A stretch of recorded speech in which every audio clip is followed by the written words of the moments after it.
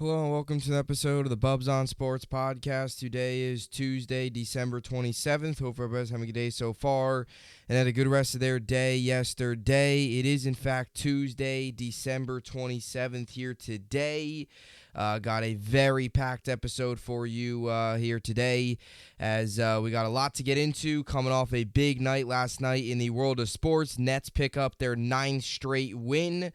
A big win for them, big win for the Nets. Super fired up for the Nets right now as they continue to cruise, they continue to roll, and they are playing some of their best basketball of the season, really some of their best basketball in a very long time. We'll get into it here in the first topic today. Rangers back in action tonight after the short holiday break, obviously in the NHL. They'll be back tonight against the Capitals, so an opportunity for them to continue to try and stack up wins as they were rolling. Obviously prior to having the couple days off over the holiday break. A lot to get into today, and let's get right into it here. So we're going to start off today talking about the Nets and their continued dominance and their continued, as they are rolling right now, and they are continuing to just dominate, and they are cruising. So we'll get into them. 9 straight wins with a big win last night over the Cleveland Cavaliers. They now improved to 22-12 on the year, and they are third in the Eastern Conference. So really playing their best basketball right now of the season. We'll also get to the Yankees. Going to reveal my Yankees updated offseason plan. So I want to get you Yankees updated offseason plan. I'm going to get you what I want the Yankees to do now, what I would like their roster to look like here within the, as we get closer and closer here to February and spring training. The days continue to count down. It's obviously still in December, still a lot of guys out there, still a lot of moves to be made. So I'm going to give you my updated Yankees offseason plan, catcher all the way through, outfield, infield, get you the pitching, what I want the Yankees roster to look like at the end of this after the moves that they have made, and hopefully the more moves that they will continue to make here as the days go on and as we get into the new year here in a couple days. So we'll get into that. We'll finish things off, as I mentioned, with the New York sports update. Rangers tonight, looking forward to that. They're back in action. Nets will have a day off after their big win last night. Well-deserved day off. They'll be back tomorrow.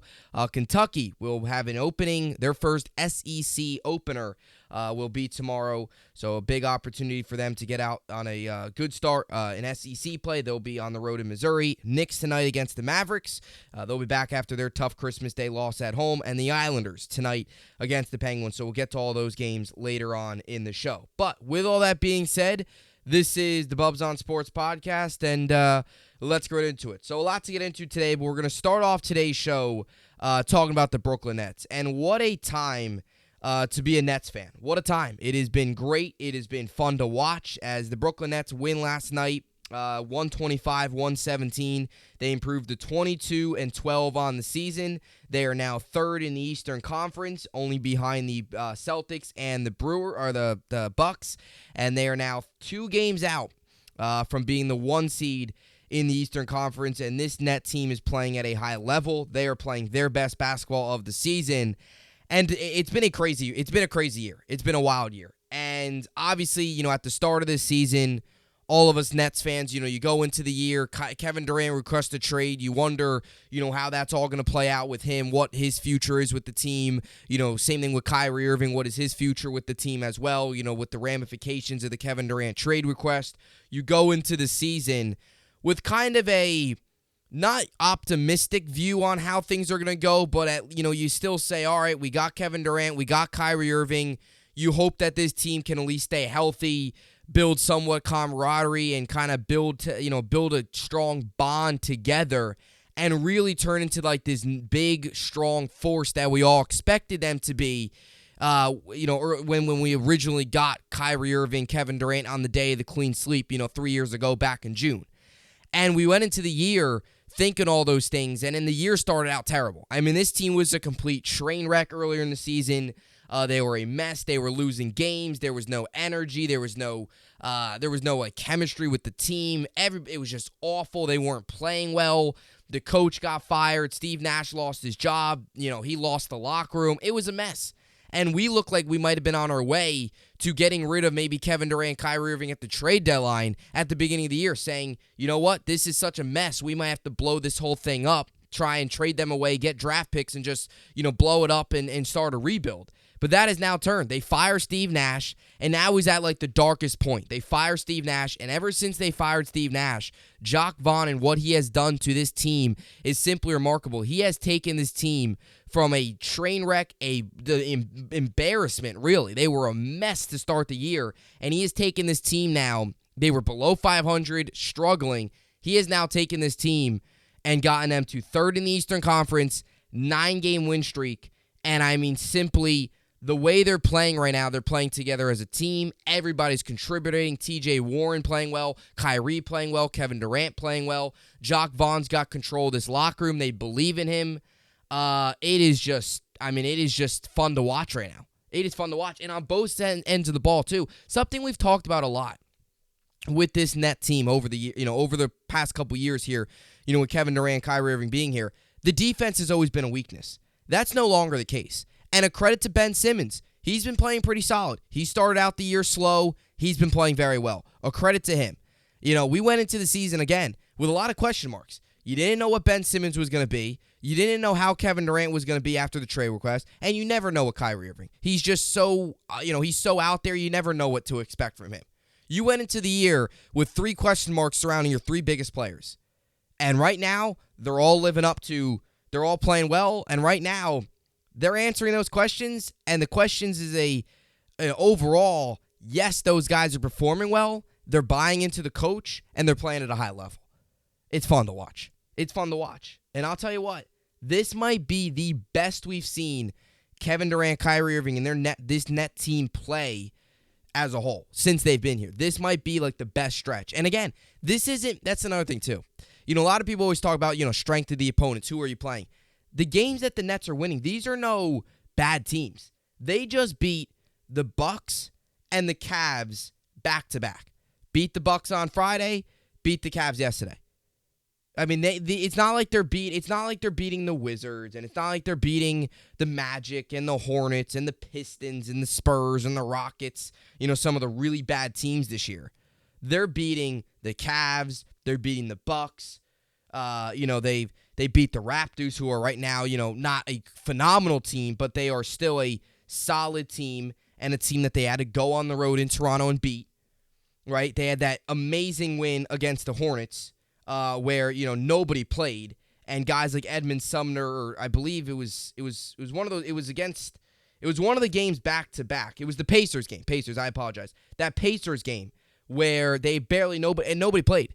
Kyrie was out, KD was out, Ben Simmons was out. All those guys were rested. They only played with 9 guys, a 4-man bench, and they got the job done, and they did it in a comeback fashion. And that shows how much they're buying into the head coach. That shows how much they believe in Jacques Vaughn and how they're playing for him. With Steve Nash, I mean, Kyrie Irving was shaking his head, rolling his eyes. Steve Nash would call a play, and then Kyrie Irving would switch it and not run that play. It just showed you that Steve Nash had no control of the locker room. And Jacques Vaughn, he'll call time. Another thing I love about him is time management, his clock management, and like when to call a timeout. Something that Steve Nash always did, and it annoyed the living heck out of me, was when it would be like we'd be winning by 10, and all of a sudden, whoever we'd playing goes on a 10-0, 12-0 run, and it's like, and just like that, boom, you're down by 2. And I couldn't stand. It's like when it got to the point where we turned the ball over twice, they'd go down, transition offense, they score, and we'd be clearly unsettled. Like we'd be clearly like playing bad, and it would just be ugly. And Steve Nash would just stand there with his arm crossed, not do anything. And then finally, he would call a timeout after they take the lead and after all the momentum's on their side. Something Jacques Vaughn does a very good job of is once he recognizes any team is possibly going on a run. Even if we turn the ball over, they score, then we go down and miss and they score again, and then maybe we turn the ball over and they score, even if it's just a quick 4-0, 6-0 run, or they get a turnover, they score, then we miss, then they score again. Anytime he feels that the other team is picking up any type of momentum, he calls a timeout, team regroups, they come out, and they don't let that momentum, and then they come back and they play well. That's another thing, too. I think that's why we've done a very good job of, we used to always blow leads. This team would always blow games coming out of halftime. That's no longer the case. No longer the case. We come out of halftime playing well because we make the halftime adjustments. This team does not let, any little run get to them and start, all the momentum go to the other team, and now they're rolling, they're passing well, they're distributing the ball. That all happened under Steve Nash. That's not happening under Jacque Vaughn. And that's a credit to Jacque Vaughn. Jacque Vaughn's done a phenomenal job. And I'll tell you what, if they keep playing like this, we might have found our coach. And I'll tell you why. Ime Udoka, as much as we all wanted him and thought that was great, you might have found I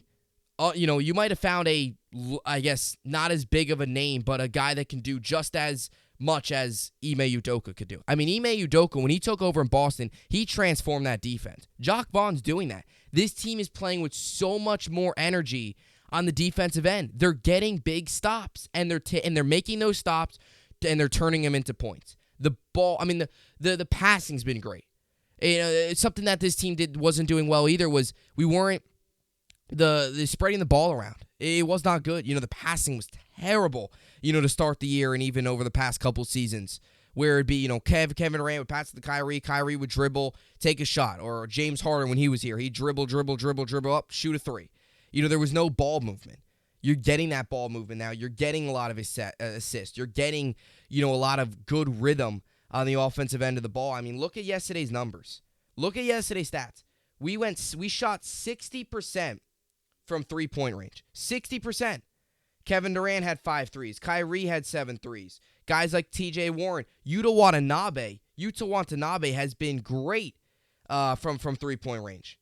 It's been great. He's been a shocking, really nice pickup. He's shooting at a 54% clip, by far a career best for him up to his point. He's a career 39.83% three-point percent shooter. This year, 54%.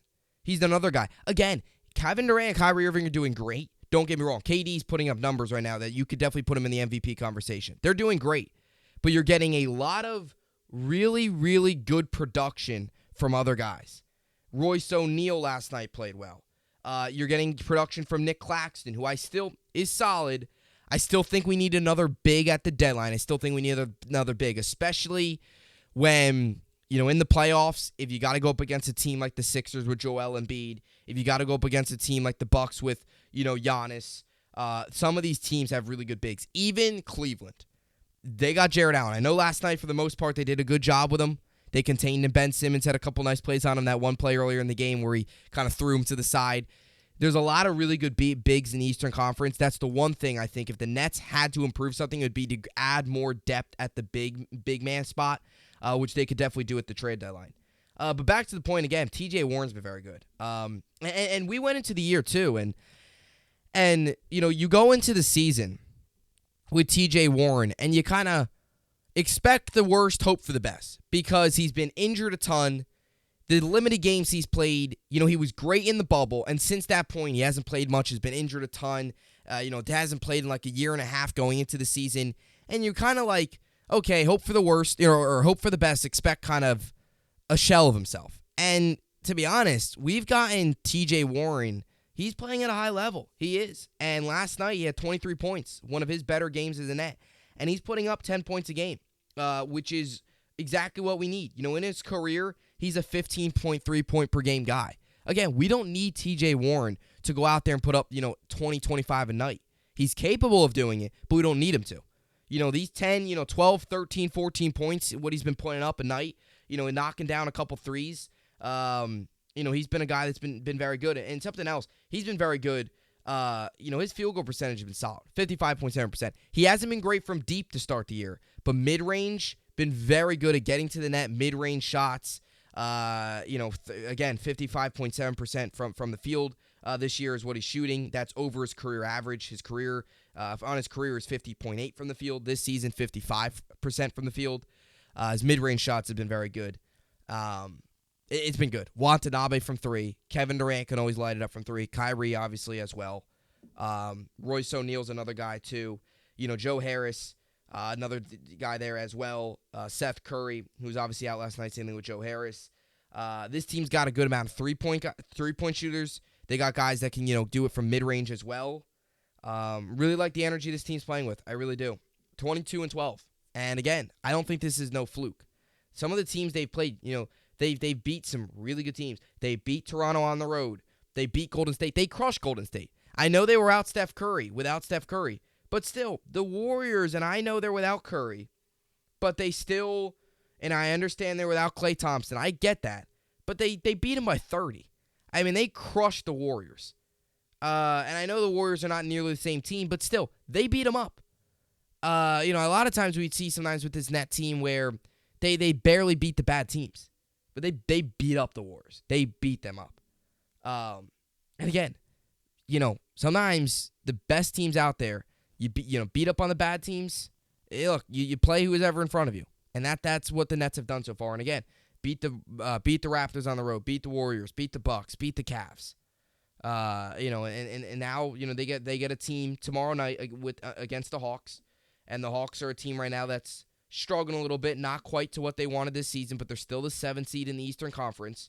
You get them tomorrow night, and then after that, your schedule loosens up a little bit because then you have the Hornets, then you have the Spurs, then you have the Bulls who are a complete train wreck. But then you have the Pelicans who are number 2 in the West, or tied for number 1 in the West. Then you have the Heat. Then you have the Celtics. Those are going to be Those are going to be 3 good games. 2 on the road. You get the Celtics at home. That's going to be a stretch of really fun games to watch. Pelicans, Heat, Celtics would really test this Nets team and where they're at. So to give you some other numbers on the year, Kevin Durant putting up 30 a game. So he's had an excellent season. He's surpassing all types of guys on the all-time scoring list. Rebounds, Claxton's averaging 8.4. Assists, Ben Simmons at 6.2. Steals, Ben Simmons is at 1.4. And blocks, Claxton leads the team at 2.3. So Ben Simmons, again, he started out the year slow, but he started to play well. And his defense has definitely been very good. Has been getting, good amount of steals, has been good, good presence, in the interior. He's been a solid asset for us after starting the year slow, and you were really kind of concerned, like, is this really the Ben Simmons we were going to get? But he's been much better recently, and he's definitely been helping with this winning. So Nets are on a 9-game win streak. To give you some other numbers here, Yes Network last night put this out. So the longest winning streak for the Nets has been, this is their longest winning streak since joining Brooklyn. So even through those James Harden days when he first joined the Nets and they had a couple really they were really rolling. This is the longest winning streak they've had since joining Brooklyn. 9 games is their longest. So to give you some other numbers where it stands amongst the longest winning streaks in franchise history. So January 25th through February 24th, this happened in 2004, they had a 14-game win streak. March 12th to April 6th, 2006, they had a 14-game win streak. December 23rd, 1982 to January 12th, 1983, they had an 11-game win streak. December 19th, 2002 to January 6th, 2003, they had a 10-game win streak. April 29th to May 24th, 2003, they had a 10-game win streak. December 16th, 2005 to January 8th, 2006, they had a 10-game win streak. And then obviously this started on December 7th, 2022 to now, they got a 9-game win streak. So this is the, 7th longest win streak in franchise history. And with 2 more wins, they would get up to first time they would win 11 games in a row since 1982 into 1983 season, as that happened from December 23rd to January 12th. So they're on their way to getting up there as some of the longest win streaks in franchise history. That just shows you how good this Net team has been. And again, this is the longest win streak since joining Brooklyn. And this is all a huge credit to not only the players, but to Jacques Vaughn for taking this team from a complete dumpster. This team was a mess under Steve Nash. And taking this team in the middle of the season and trying to not only focus on the games, but also try and build an identity and try to, instill whatever you want to instill as a head coach into this team, he has done a great job. So a massive, massive credit to Jacques Vaughn. And hey, a credit to this Nets front office. They don't do a lot of things right. So I got to give credit where credit's due. They don't do a lot of things right, but they got this right. It seems like they got this coaching hire right instead of going out and bringing in Ime Udoka, who obviously has a lot of issues outside coaching in Boston, which still have to be cleared up, and we'll see how all that plays out. But a credit to this front office. They don't do a lot of things right, but it seems like they got the coach right. Players are playing for them. They're rolling, and again, This isn't like you're beating the Hornets and you're beating the Wizards and you're beating the Pistons and you're beating the Spurs. You're beating the Cavaliers. You're beating the Bucks. You're beating good teams. 9-game win streak, third in the Eastern Conference, and they're right up there with some of the best teams in the league right now. They really are. So credit to the Nets, playing their best basketball we've seen in a long time. Let's keep it rolling. They'll be back in action tomorrow, as I mentioned, in Atlanta. So to wrap up the year, they'll be in action tomorrow against Atlanta, and then Saturday against the Hornets. So they'll be tomorrow in Atlanta. They'll have Thursday, Friday off. Then they'll be back home on Saturday, or on the road in Charlotte on Saturday. Then they'll return home Monday against the Spurs, and they'll head on the road for 3, then back home for a couple. Again, I'm looking forward to that Friday through Thursday, January 6th, January 8th, January 12th, when they play the Pelicans, Heat, Celtics. That's a good 3 games for them. If they can take 2 or 3 out of those 2 games, you feel really good about yourself. You really do, especially against the Celtics, who right now are currently the 1 seed in the Eastern Conference at 24-10.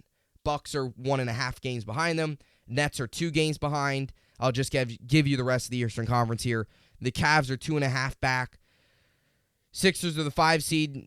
Knicks are the 6 seed. Hawks 7. Pacers 8. Heat 9. Raptors 10. And then your 5 teams right now that are currently out of the play-in are the Bulls, Wizards, Magic, Hornets, Pistons. The Bulls have been a complete train wreck.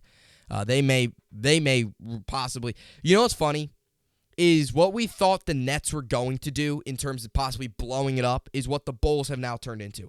The Bulls started out the year as that team that can maybe make a run. The Nets were awful, and now the Bulls have turned into Nets, where it's like they have talent, but they're just not playing well. Locker room's a mess. You hear things about Zach LaVine, and it's like they'll probably blow it up at the deadline. It's a possibility. That's what the Nets used to be. Now they're right in the race for the Eastern Conference title, as they're the 3 seed right now. And obviously, again, a lot of games to go. A ton of games to go. They're 34 games into 34 games into the season. There's still a lot of basketball to be played. They're not even halfway, 34 games in. But you feel good about going into the new year knowing this team has got a realistic shot to really make a strong push the rest of the way here at the number 1 spot in the Eastern Conference. So really looking forward to it. Fun to watch right now. Fun to watch. All right, so that's what I got for the Brooklyn Nets. And now we move on here to a little bit of baseball. So obviously the MLB offseason continues to roll on here. Crazy news about Carlos Correa. I mean, it's wild what's going on with him. It looks as if he will eventually sign with the Mets rather. It's just a matter of time, I guess. But the whole physical issues, and he has like a back problem or whatever. The Mets are concerned. But it seems as if they will still sign him. It's just a matter of, kind of waiting it out and seeing. So the MLB offseason continues to roll on. We heard a couple days ago that Michael Conforto went to the Giants. Moves continue to be sprinkled in here. There's still a couple big names out there, and there's still a lot of things that the Yankees need to do. So we talked about this. I've talked about this a lot, where, the work is not done for the New York Yankees. There is still a lot that needs to be done. The Yankees still have a lot to do. So today, at the beginning of the season, or at the beginning of the offseason, I revealed my Yankees offseason plan. So I kind of gave you the outline of what I wanted the Yankees to do to start the year. It was not what I would think the Yankees were doing. It was what I wanted the Yankees to do. Trey Turner was on there. That obviously didn't happen. There was some other players. Pablo Lopez was on there. I'm actually happier that we got Rodon over Pablo Lopez. I didn't think we would go get Rodon, but we did.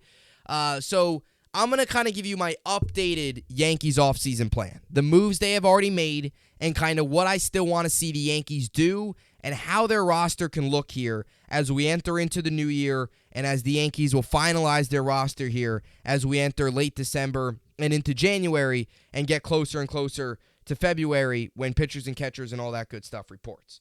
So we're not quite there yet, obviously, but the Yankees, we'll start to see teams really start to, make some of their final moves and really figure out who's on the roster, making some trades. And the Yankees still have one big glaring need. It's obviously in left field. And Michael Conforto now off the board, it leaves you with 2 most likely candidates in left field. Either Max Kepler or Brian Reynolds which we heard some reports the other day that the Yankees were definitely in on Reynolds. They were talking. How much of those conversations were actual productive, I don't know. But the bottom line is Yankees still have one major need. It's in left field. So I'm going to give you kind of my Yankees offseason plan here, updated, what I want to see them do, and where they're at right now in terms of roster. So when you just go through their roster right now, you look at their roster and you say, okay, catcher is Jose Trevino and Higgy. You go to first base, it's Rizzo. Second base, as of right now, it's Torres. Shortstop as of right now, it's probably IKF. Third base is Donaldson. You can make the argument, though, that all three of those should be changed. You could. Left field, it's a massive question. Center field, Bader. Right field, Judge. You like your pitching staff, Cole, Rodon, Nasty, Sevy, and then Montez. Your pitching rotation set. There's no need for more moves there. Bullpen, do you maybe want to add one more arm? Do they go out and maybe make a surprising trade for a guy like, I don't know, maybe a guy like Liam Hendricks from Chicago? It's possible. I don't see them doing that, especially if they're going to go all in on a guy like a Brian Reynolds to bring him in and put him in left. But it will be interesting to see how they'll let that play out. So that's kind of where you look at right now with the Yankees roster. So what I would like to see the Yankees do is bring in Brian Reynolds. And that, to me, would be a perfect move because you bring in Reynolds, which would allow you to have Reynolds in left, Bader in center, Judge in right. From left to right, that's a very, very, very solid outfield. Reynolds, Bader, Judge. Defensively, offensively, I mean, you're looking at a guy with Bader that brings a ton of energy. Judge, reigning MVP, and a guy in Reynolds that's only 2 years removed from batting over 300. So you look at that outfield and you say that could possibly be the strength of this team, the outfield. So that's what I would do, bring in Reynolds. Now, what is he going to take? In my opinion, I would probably assume that Reynolds, the Pirates are going to want one of our top 5 prospects, whether that's a guy like Dominguez, whether it's Peraza, whether it's Wells, the catcher who right now is in Double-A, somebody like that. I would be willing to move on from one of those guys. In my opinion, I think they're going to want a guy like Peraza. That's just my opinion. I like Austin Wells a lot. I think he's definitely he has a bright future ahead of him at the catcher spot, especially when you look at the Yankees catching situation. I think, as much as Trevino and Higgy are great, are those guys really your long-term answers? That's interesting. I like Wells a lot. I think he could be a guy that can be a really solid catcher for a very long time, and I don't know if I'd really want to move away from him, but that's just my opinion. I also think more so you're gonna see the Pirates ask for Peraza. Or I don't think they're going to ask for Volpe, nor do I think the Yankees are going to give up Volpe. Peraza or Dominguez, one of those guys to bring in. Peraza already has some MLB experience. They would bring him in. He'd be paired up next to Keith Brian Hayes, shortstop, third base combo. Pirates are going through a youth movement, right? So I think that's where Peraza would probably be an option. Would I be willing to give up Peraza for Brian Reynolds? I would be. Because, again, you have Volpe coming up the pipeline. Most likely, he's your shortstop or second base of the future, and the Yankees have put a lot of pressure on him. They've passed up on a lot of really good players. There's some rumors out there that the Yankees have wanted to make trades for some other guys. Volpe was involved, and they didn't want to get rid of Volpe. So they also passed up on Correa, Trey Turner, Dansby Swanson, and Bogarts. Those 4 top shortstops on the market, they passed up on all those guys, and because they believe in Volpe, and they believe in Peraza, and maybe Peraza could obviously be a trade option. But to me, in my opinion, would I give up like Peraza, Dominguez, and another prospect? I don't know if I'd give up that much. I don't know if Reynolds is worth that much.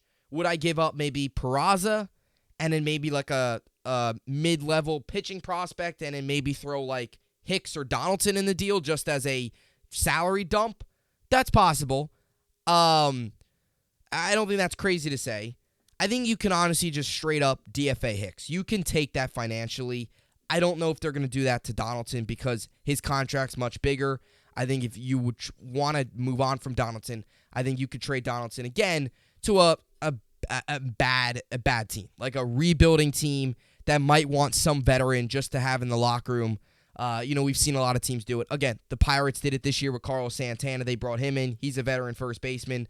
You saw the Nationals last year do it with Nelson Cruz, a guy on a one-year deal. Not the same player they once were, but still a guy that can you bring in, be a veteran. Donaldson, again, I've mentioned a lot. I think Donaldson's a guy that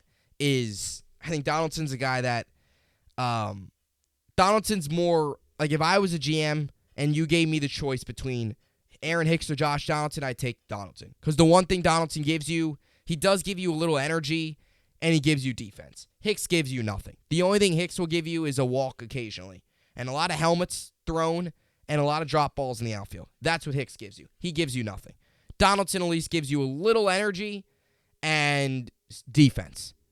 So I think that's why you might see Donaldson get thrown in a deal. So get rid of Hicks, get rid of Donaldson, bring in Reynolds.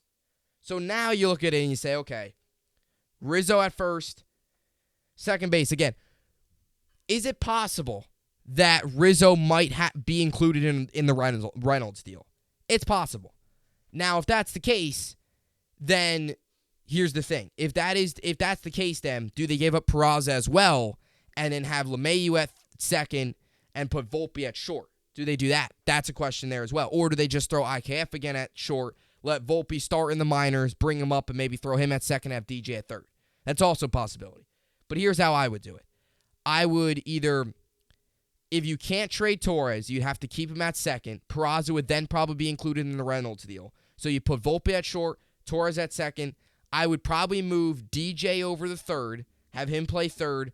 IKF can kind of be your shortstop, third base, backup kind of guy. You obviously have Oswaldo. He's another guy that could be in a trade conversation. I like Oswaldo. I mentioned this a lot. I like Oswaldo as a young athletic utility guy. That's how I like him.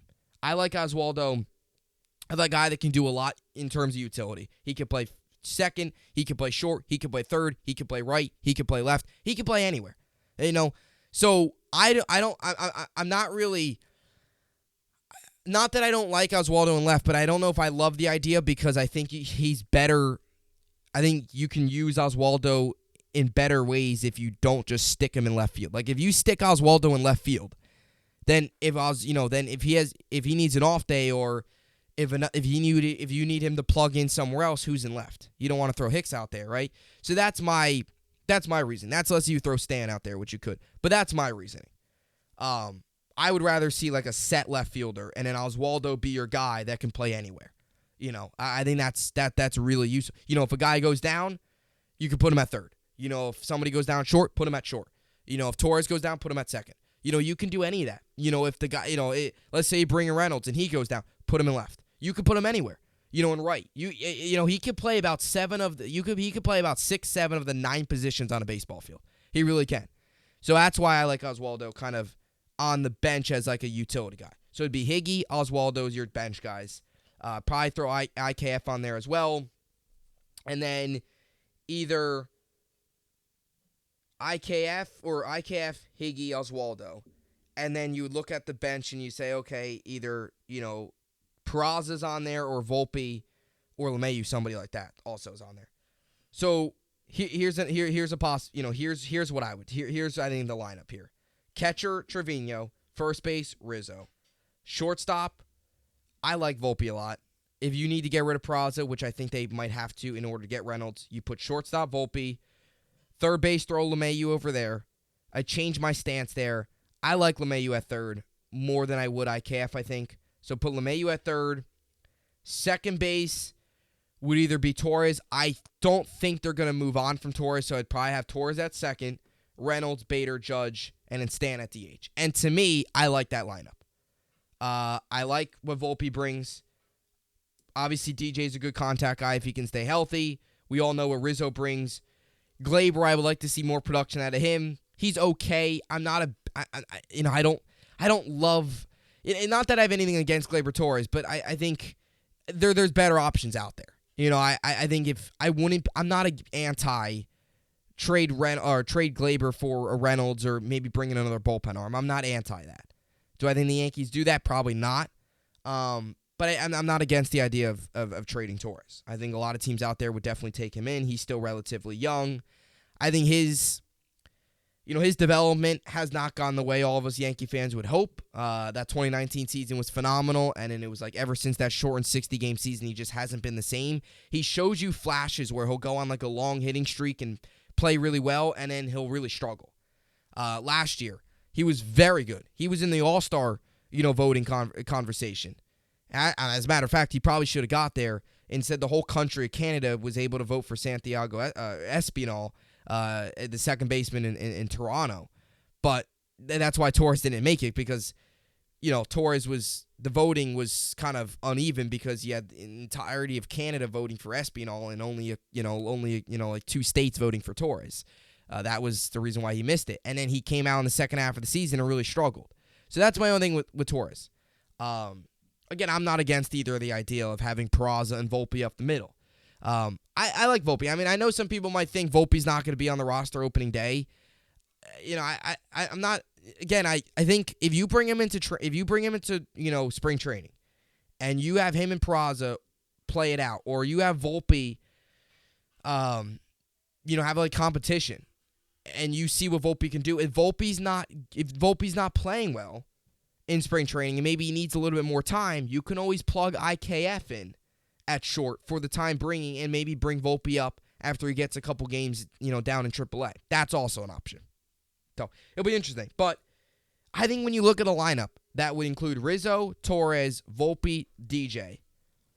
Outfield, Reynolds, Bader, Judge. I like that lineup. I think it's a lot better than last year. It's a lot better than Donaldson. It's a lot better than, as much as I like IKF, I think Volpe and I think DJ on that left side gives you, Volpe or Peraza and DJ on that left side gives you a little bit more boost, gives you a little bit more energy, and just overall better play than IKF and Donaldson. I think that's it gives you youth, and DJ's not young, but, Volpe or somebody like that is youth, more athletic, a little bit more power, defensively better at short, and DJ's just better than Donaldson. Let's be honest here. So you're upgrading your left side of your infield. That's another thing too. And that's something that the Yankees have here. They don't need to go out and make a massive trade for a third baseman or a guy like a shortstop, because they have some really good talent already. It's just a matter of putting the guys in the right spot. Throw DJ at third, put one of your young 2 prospects at short. Again, I think if you're going to get Reynolds, it's probably going to cost Peraza. That's just me. And I like Peraza a lot, but I'm not against the idea of trading him to have Volpe as your shortstop, right? I'm not against that. And then you have your IKF as kind of your backup, Oswaldo, Higgy, and then would be your other bench players on there as well. And then again, you might have to have another guy called up to be your fourth bench guy. But I think it starts off with getting rid of Hicks and Donaldson. They still need to do that. And then bringing in Reynolds, which I would like. I'm not anti-Max Kepler, but Max Kepler is a little bit of a... Reynolds is more what we need. Like, we need more of a guy like Reynolds. Good contact, hitter, that's what we need. Like, we need a guy, 5'6" hitter in the lineup, contact, gets on base. Kepler doesn't do a very good job of that. Kepler's more power, low batting average, not as much on base. So that's the reason why I would take Reynolds. I also just think Reynolds is just better. He might cost more, but you're going to get more out of Reynolds than you would out of Max Kepler. And Conforto, again, being a free agent, I wasn't against Conforto. My only concern was he hasn't played in a year. So what Conforto are you getting? He had a couple good years with the Mets. Are you getting him? Or are you getting a guy that struggled a little bit with the Mets? He also had some seasons where he struggled. Or you also, how does he bounce back from the injury? The Yankees have been a team that have had a lot of injured guys. We want guys that are going to be healthy. You don't know what you were going to get at Conforto. So I'm not really I know some people want a Conforto because he's still he's a little younger. He's already, played with the Mets, so he's already, knows the New York market. But I don't know. I wasn't in love with the idea of Conforto. But to me now, I think you got to go out and get Reynolds. Look, you're the New York Yankees. That's another thing too. As much as we love prospects, and as much as we love, you don't want to give up too much for a guy. You look at what the Mets are doing across town. What if it requires giving up a prospect or two that you really like? You're getting Brian Reynolds. He's a very solid left fielder. It's a position you really, really need. And that's how I look at it too. It's a position that they need. So I'm definitely all in on Reynolds. And again, your pitching's good. You just need a left fielder. You need to figure out the infield. Outside of Rizzo, the infield can go many different ways. Figure out the infield. You get in also, Reynolds is a guy too that can hit from the left side. So he does a lot of good things. I like Reynolds a lot. I do. I think I definitely bring him in. Last season, to give you some of the number, batted .262. He's a switch hitter, as I mentioned, which gives you a lot of flexibility there as well. And to give you the games, look, last 2 years he played 159 games and 145 games. So he's been able to stay healthy on the field. And he's a career .281 hitter, .361 batting average or on base percentage, .481 slugging. He's got an OPS of .842. He does a lot of good things. He's a guy that he's got some power. The last 2 years, the power's gone up. He can get you 18, 19, 20 home runs. He can.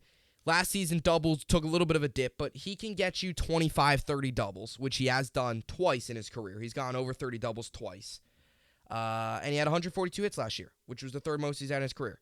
So I definitely would bring in Reynolds there as well. Kepler just doesn't. You just don't get that. You don't get the same feeling with Max Kepler. As much as he is I don't know. Like, look at Kepler's numbers. Last season, he played 115 games. He had 9 home runs. He batted .227. He got on base .318. So he will work walks. He does get on base a little bit. But the bat, he had 88 hits. The batting average is not great. Now, you could look at Kepler. He is 29. He'll be 30 in February. Durability's a little bit of a question. But you look at Kepler, the one thing that maybe might get you excited about Max Kepler is if you look at the years 2017, 2018, 2019. Those 3 seasons, he put up his best numbers. He had a 36 home run season in 2019. So you could look at that and say, okay, he put up 39 home runs. And in those 3 years, his home runs were 19, 20, 36. Or 36 home runs, rather. So if he can give you that power somewhere similar to that, you like it. But the problem is, that happened back in 2019. That's 3 years ago. And since that, he's had 9 home runs, he's had 9 home runs, 19 home runs, 9 home runs. So you don't know how much power you're getting from him either. I think Reynolds is more trustable. You know what you're getting. Kepler, it's like he's shown some signs throughout his career, but you really don't know what you're getting. And I think you need a consistent guy in left field because the Yankees haven't had one. It's kind of been bouncing around ever since Gardy retired. So, because you had Clint Frazier, could play the outfield, and you had, Gardner, Hicks. They've had so many guys. Center field, right field's been steady. It's been Judge. But the other 2 positions have been all over the place the past couple of years. Florial's gone called up. Now, Bader's your solidified center fielder. Judge is in right, and you roll with that. So that's how I see it. And you got a good pitching staff. You like your bullpen. This Yankee team, they're just a couple little moves away from being a lot better than they were last year. That's my feeling on it. I mean, they got the best rotation in baseball. Now it's all about just shoring up some of these other little positions where left field and the infield as well, which you don't need any drastic moves in the infield. You got the pieces within your organization. You can piece it together and even bring in a little bit more youth, which is good for the Yankees. I think the Yankees need a little bit more youth. I mean, this team has, the past couple of seasons, they brought in a lot of old veteran guys that just aren't the same players. I think a little bit of a youth, putting into a little bit more youth into this roster, I think is good. It adds a little bit of energy, more athleticism. That's what the Yankees need. So that's my Yankees updated offseason plan. And we'll see if the Yankees go out and make the moves. We'll see what Cashman and Hal and his front office does. But to this point, I think they've had a pretty solid offseason. All right, so let's get to the rest of the games today. As I mentioned, Knicks-Mavericks tonight. They'll be in Dallas, so the Knicks hit the road, fresh off of a loss of the 76ers, which they almost won that game, but once Jalen Brunson went down, things went south. So we'll see if Brunson's active tonight against his former team on the road. Hockey tonight, you got the Islanders and the Penguins at UBS Arena. And you got the Rangers Capitals tonight as well. So both hockey teams are home tonight. Rangers 7 Eastern ESPN Plus. Islanders 7:30 p.m. Eastern. Rangers 19-11-5. Capitals 19-13-4. And the Rangers were hot before the holiday break. We'll see if they can continue this hot stretch of games tonight. And as I mentioned, tomorrow, Kentucky opens up SEC play in Missouri. And then on Saturday, they'll be home for the first SEC game of the year at home against Louisville. So looking to start conference play on a high note over the next couple days here for Kentucky. So that will do it for the podcast here today. As I mentioned, Knicks tonight, Rangers tonight, Islanders tonight. You also got some bowl games on as well. And then Thursday is Thursday Night Football, which would be the final Thursday night game of the year. And then a big weekend ahead with college football. You got the college football playoffs, semifinals. You got Jets, Seahawks, Giants, Colts, which, by the way, the Colts are awful. They stink. Nick Foles last night got sacked 7 times. He threw like 3 interceptions. I don't know how he was still in that game by the end of it. The Colts are a mess. The Colts need to go into the offseason, blow it up, fire Jeff Saturday. He's not good. He had 1 win against the Raiders, and he's lost 5 straight games since that. Blow it up, draft the quarterback. It's funny how every team's different. Like us Jet fans, we're anti-draft quarterbacks. No more drafting quarterbacks. For Colts fans, though, they got to stop signing these veteran quarterbacks. Matt Ryan didn't work out. Phillip Rivers, he got to the playoffs. He was there for a year, and then he retired. Carson Wentz was a mess. They got to draft Bryce Young or a young C.J. Stroud or Will Levis or somebody like that. Obviously, once the offseason hits, you'll hear all the different, scouts, and you'll see all the pro days. You'll get a better idea really who's going where. But you got to draft one of those young quarterbacks, and they got to put more talent around these guys too. I mean, outside of Michael Pittman, they don't have many good receivers. And Jonathan Taylor was solid this year, but he was injured a little bit. Jonathan Taylor and Michael Pittman. You needed a big-time tight end. You need to bring in like another solid number 2 receiver. They got to bring in a better head coach. They have been really bad. Like, they've been trying to take shortcuts to winning. They got to just draft and develop a quarterback. That's what they got to do. And we'll see how it goes. But it starts off with the coach. I think they got to bring in an offensive mind, bring in someone who's good with young quarterbacks. That's another thing, too, that was kind of unfair with Frank Wright, is he's a very good veteran offensive coordinator. He's a very good veteran offensive mind. But then they gave him all these veteran quarterbacks. Bring in a young quarterback, develop him, build around him, take next year as like a rebuild, reset season, retool, bring in more young guys. It's just not working. They're trying to piece it together with all these different random guys. You can't have, every year you can't have a different quarterback. You just can't. It's just not going to work. And it clearly hasn't. And the Jeff Saturday experiment has ended. What is he, like 1-5 as a head coach? He's not good. He beat a Raiders team that isn't any good either. And Josh McDaniels is not a good coach either. So he outcoached Josh McDaniels, who's had a really bad year this season. So Colts are in a bad spot. And the Chargers last night clinched a playoff. And with the Chargers winning last night, this now forces the Jets, because the only way the Jets would get in at 8 and 9 is if the Chargers would lose out the rest of the way, but they didn't. So with the Chargers winning, they clinched a playoff spot. So now the final playoff spot is really between the Jets, Dolphins, and Patriots. Patriots need to lose 1 game. Jets need to win out. That's what it takes. Patriots play Dolphins and the Bills. Dolphins obviously play the Patriots and then the Jets. And then the Jets obviously are in Seattle this week and then in Miami. So Jets really control their own destiny outside of New England only needing to lose that 1 game, which I assume they would. I'd be shocked if New England beats Miami and if they beat Buffalo. I wouldn't be as surprised if they beat Miami because they'll be without Tua, although they might be better off because Tua lost them that game. By the way, the Tua situation has been handled terribly by the Dolphins in the NFL. His concussions are bad. Who even knows if he'll be able to play the rest of the season? I mean, it's really severe. To have all these concussions and to have all these issues, they should have never put him on the field in the first place when it happened back earlier in the year against Buffalo, and then they did, and then he had that scary incident against the Bengals, and then now again he's having concussion issues, which has just been really poor handling by the NFL and the Dolphins as well. But Teddy Bridgewater against New England, I don't know how much I trust. I mean, Teddy Bridgewater's not bad. It's not like you're throwing Nick Foles or somebody like that out there. He's okay. He'll give you a little bit of mobility. I mean, he was a starter last season. But I don't see New England going on the road in Buffalo the final week of the season and beating the Bills. I just don't see that happening because, again, the Bills need to clinch the 1 seed. As long as the Chiefs beat the Broncos this week, the Bills will be playing for something next week. So we got to root for the Chiefs because if the Chiefs lose to the Broncos and if the Bills beat the Bengals, then the Bills, I think, clinch the 1 seed in the AFC. So we got to root for the Chiefs beating the Broncos, which they will, because the Chiefs are Broncos are a train wreck. In my opinion, I think they will. And again, that first round bye is huge. So the Bills are going to be playing for something. So I don't see New England beating. I wouldn't even be surprised if Miami beats New England with Teddy Bridgewater. I wouldn't. New England's not a very good team. So New England lose one of the next two, Jets win out, and you're in the playoffs, and you go from there. So let's do it.